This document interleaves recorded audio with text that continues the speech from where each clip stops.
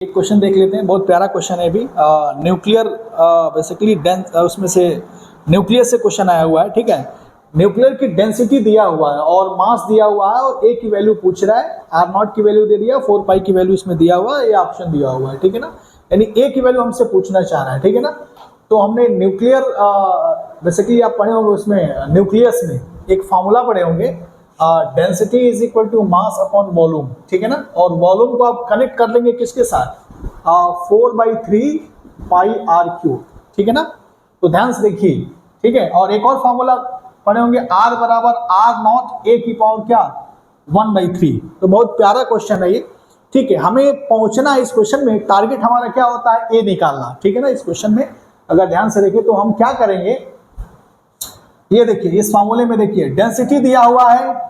ठीक है, और क्या दिया हुआ है, मास दिया हुआ है। हमको चाहिए ए, हमको ए चाहिए। ठीक है ना, तो क्या अप्रोच लगाएंगे, सबसे पहले क्या करेंगे, यहाँ पे अगर ध्यान से देखें तो यहाँ पे पुट कर देते हैं।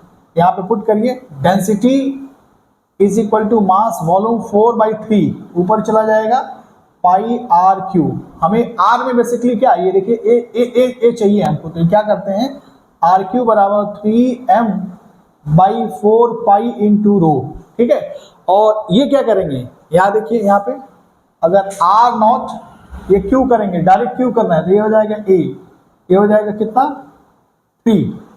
बात समझ में आ रहा है ना, इसको सिंप्लीफाई करेंगे तो ए की वैल्यू कितना होगा, यानी 3m/4 pi rho into r naught cube. ध्यान से देखो बच्चों, इसमें m की वैल्यू दिया हुआ है क्वेश्चन में, अगर ध्यान से देखें तो m की वैल्यू दिया हुआ है, 4 पाई की वैल्यू, रो की वैल्यू, आर नॉट की वैल्यू दिया हुआ है, आर नॉट की वैल्यू ये दिया हुआ है। सब्स्टिट्यूट करेंगे, a की वैल्यू निकल जाएगा, ऑप्शन ये हो जाएगा 12। ठीक है, and this is your answer. बस आपको पुट करना, सिर्फ मैं कंसेप्ट बता दिया। ठीक है ना।